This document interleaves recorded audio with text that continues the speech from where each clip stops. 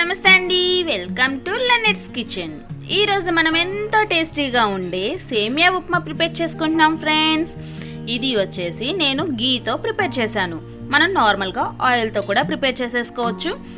And మరియు ఇంకొక విషయం ఏంటంటే ఫ్రెండ్స్, చాలామంది డైరెక్ట్గా వేసేస్తారు. సేమియాని రోస్ట్ చేసుకొని వేసుకుంటే ఉప్మా ఎంతో టేస్టీగా ఉంటుంది.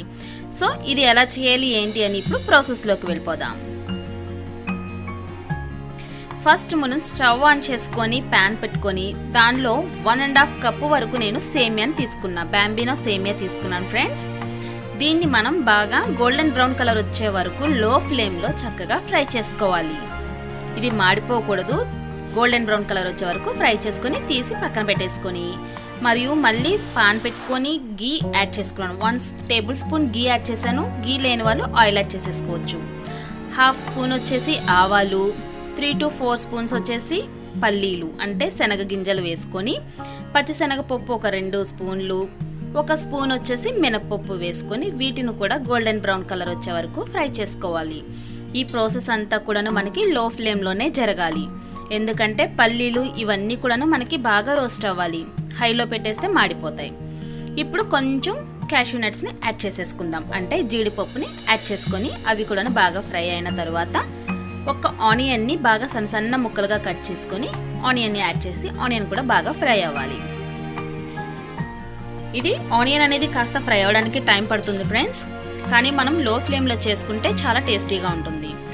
అల్లం అనేది చిన్న ముక్క అల్లం తీసుకొని చిన్న చిన్న ముక్కలుగా చేసుకోవచ్చు, లేదంటే తురిమి కూడా వేసేసుకోవచ్చు. ఫ్లేవర్ చాలా బాగుంటుంది, టేస్ట్ ఎక్సలెంట్గా ఉంటుంది. ఒక 3 గ్రీన్ చిల్లీస్ని యాడ్ చేసి బాగా మిక్స్ చేసేసుకుందాం, అంటే ఫ్రై చేసేసుకుందాం. ఇప్పుడు ఫ్రెష్గా ఉన్న కర్రీ లీవ్స్ని వేసేసి చిటపటలాడే వరకు మిక్స్ చేసుకోండి. ఇవన్నీ కూడా లో ఫ్లేమ్లోనే చేసుకుందాం, అప్పుడు మనకి ఈ పప్పులన్నీ కూడా చక్కగా రోస్ట్ అవుతాయి అన్నమాట. ఓకే ఫ్రెండ్స్, ఇప్పుడు మనం 1.5 కప్పు సేమియా తీసుకున్నాం కదా, దానికోసం మనం 2 కప్స్ వాటర్ని తీసుకుంటే సరిపోతుంది. చూడండి, దీనిలో ఇప్పుడు టేస్ట్కి సరిపడా సాల్ట్ అనేది యాడ్ చేసేసుకొని మూత పెట్టేసి మనం ఈ వాటర్ని మరిగించేసుకుందాం.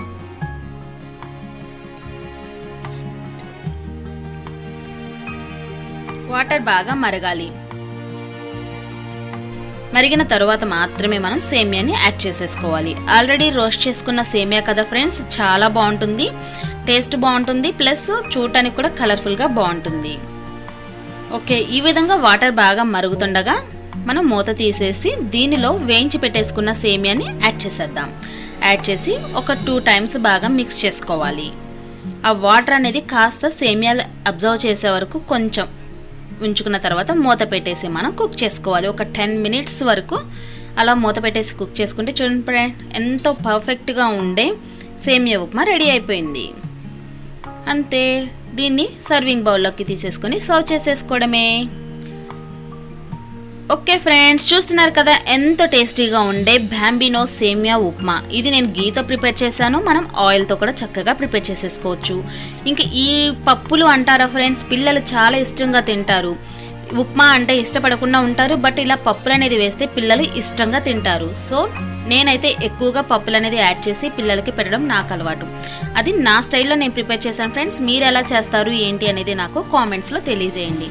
ఇంకా మీలో ఎవరైనా మన ఛానల్ని సబ్స్క్రైబ్ చేసుకోకపోతే సబ్స్క్రైబ్ చేసుకోండి. ఓకే ఫ్రెండ్స్, మనం మరొక వీడియోలో కలుద్దాం. Thanks for watching friends, bye.